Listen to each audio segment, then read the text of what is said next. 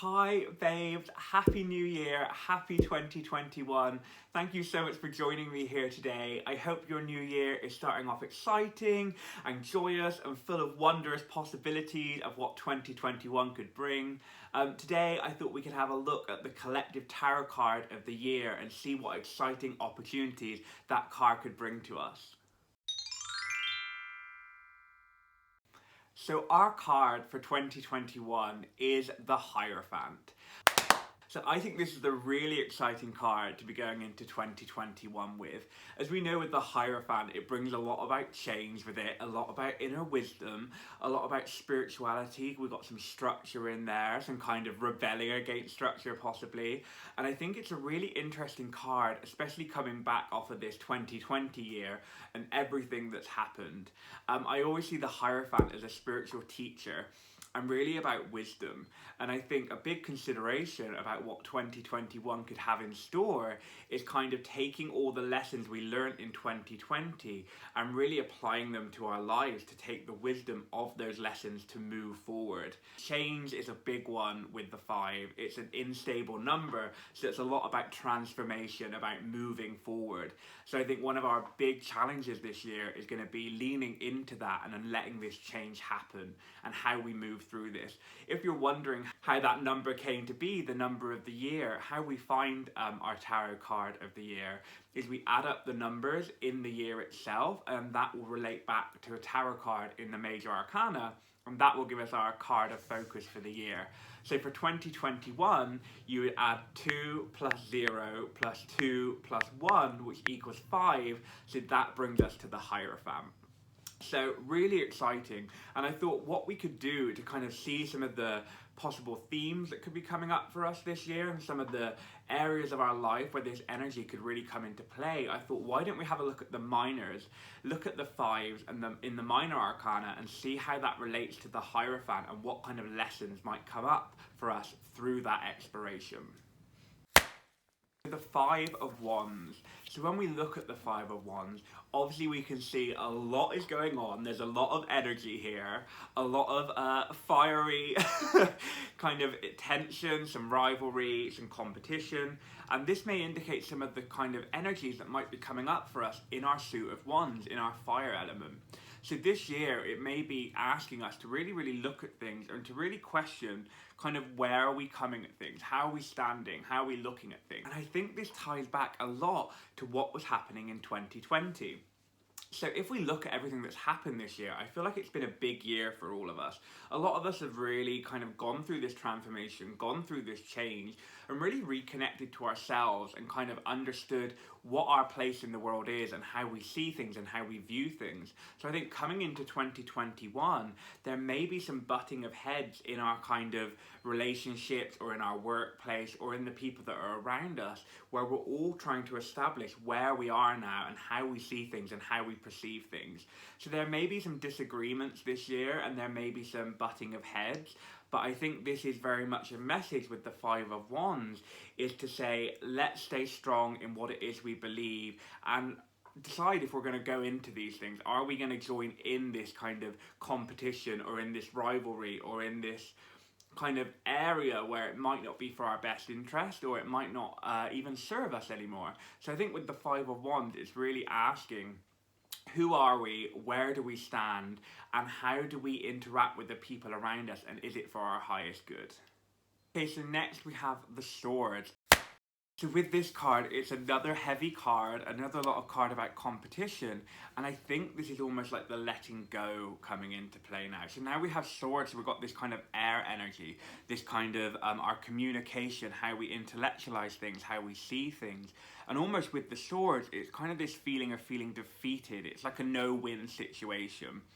It's kind of asking us, are we holding on to these kind of things that we have lost, these battles that have been lost? Are we like staying in this place where we can't almost let go of what's happened? We almost can't remove ourselves from that situation and that kind of feeling that we have where we feel kind of defeated and things not turning out the way we wanted them to. Having this stale energy is like, can we move ourselves out of that mental space so we can move forward, so we can have this growth and change?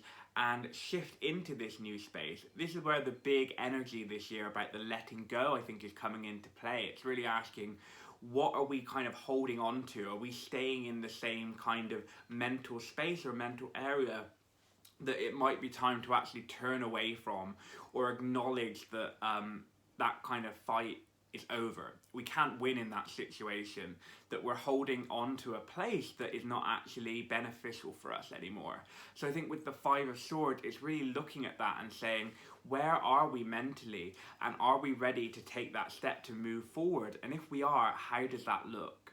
Next we have Cups, the Suit of Cups. The deep emotional well that is the Cup family, and I feel like this one is really, really poignant. This is the one I'm really connecting with personally within this situation. So with this Five of Cups energy, there's a lot of sadness, there's a lot of grief, there's almost like a wishing we could go back to change things or revisit the past. There's like regret and emotional confusion. And with the Five of Cups, it's like the damage has been done with this. Through 2020, we've had a lot of deep transpersonal and emotional experiences, and a lot of things have been ruined for us. There's a lot of things that didn't go as we thought they would, and things that haven't happened in the way we foresaw, and it's kind of, we're left in this space where we're still kind of trying to emotionally process everything that's happened, all these disappointments, all this kind of deep emotional things that came up through 2020. And 2021 is really about turning inward, and whereas maybe the swords and the wands were more so about kind of what's happening outside of us, possibly with other people, other energies coming in, with the cups, I feel it's really about looking inward into our own heart, into our own selves, and saying, okay, breathe. What do I need to turn away from? What is there no going back from? What has been ruined, or what has not panned out? Am I still holding on to a hope of something that could be, but I know it's not going to be, or I know that's kind of passed over now and that's not going to happen? If we can kind of pull ourselves out of that and turn away from those things that have ruined, there's a new path that opens up to us with these two cups, where it's almost we can go on this new journey and step into this new emotional space about choice and freedom and unchaining ourselves from those burdens of grief and sadness and disappointment. So really with this cup energy, I think it's about going inwards and really feeling that grief, that sadness, that disappointment, and then actively saying, breathe, okay, I need to turn away from that, I need to start on this new journey.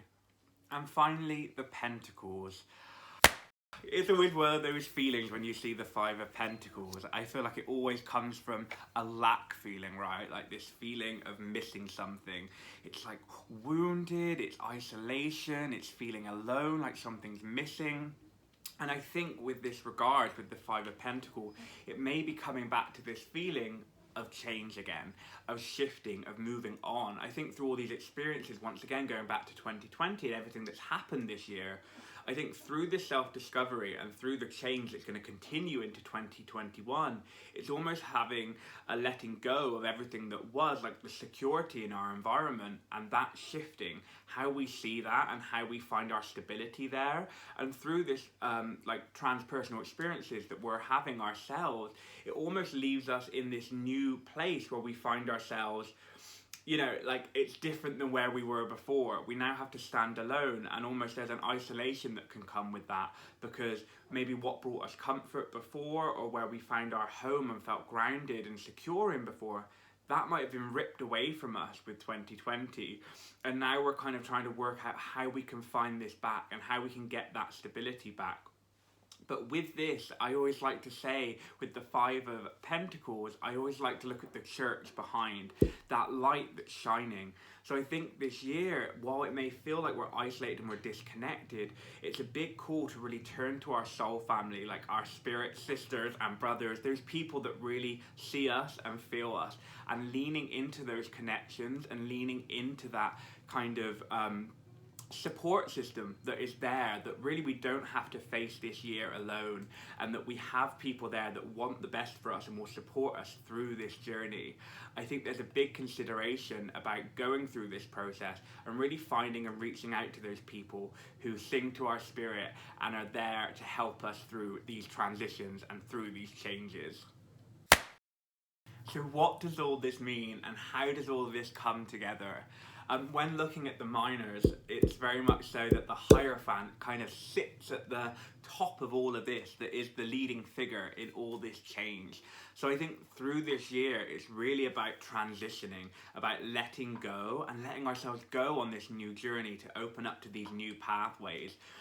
It's kind of like change is coming, and it's asking, are we going to move through that change and accept it, or almost like, are we going to fight against it? By looking at those minors, we can see that there's lots going on both externally and internally, and it's going to be a bit of a journey this year.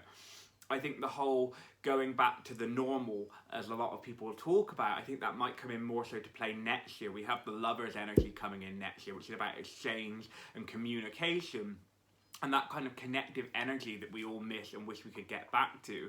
But I almost feel like with this Hierophant energy, it's more so now about everything we've learned through 2020, putting that into practice in 2021 and almost building on this change so we can step forward into this new chapter, which will then allow us, when we move next year into 2022, to kind of really have this exchange and let this connections that we find light us up and guide us through onto our next journey as we move along.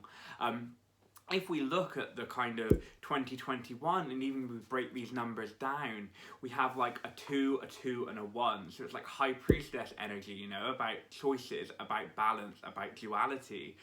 We have the 2, 2, so it's like doubling down on that, and then Emperor energy coming in, about building structure, about new building blocks, about how we want to move forward. And obviously we have the 1, which is the main difference this year, you know, because the 20 is kind of already always there, but we have the action call with the Magician about what choices are we going to make and what action are we going to make on those choices. Are we going to let this energy move us into this excitable, new, vibrant state of change and possibility, or are we going to kind of get lost in that kind of 5 of Cups energy, that disconnection and that wishing and that longing and like wanting to go back even though we can? I think these are going to be some of the themes that are coming up this year as we move forward. But if we add up all the numbers together, so we got the 4 5s from all the different suits and then the Hierophant himself, that adds up to 25. So in numerology, what we do, like the year, we add the 2 plus the 5, which gets us to 7, which brings us to the Chariot. And the Chariot, so exciting, so exciting. So I feel almost if we can navigate through these suits this year, navigate through these challenges that might come up and these opportunities that come up, it's really going to give us a chance to go on a new direction, to move forward in a completely new space where we feel so much more grounded in ourselves and who we are. And also in the Chariot, we have those sphinxes as well, that dark and light, the shadow and lightness, very much going back to that High Priestess energy, with the 2s about the choices and duality. So there's a lot of energies coming together this year, and it really is the option for a great long-lasting change and transformation in our lives. We just have to ask ourselves, how can we use that energy and how can we move forward? What do we have to let go and what do we have to focus our attention on and move forward with?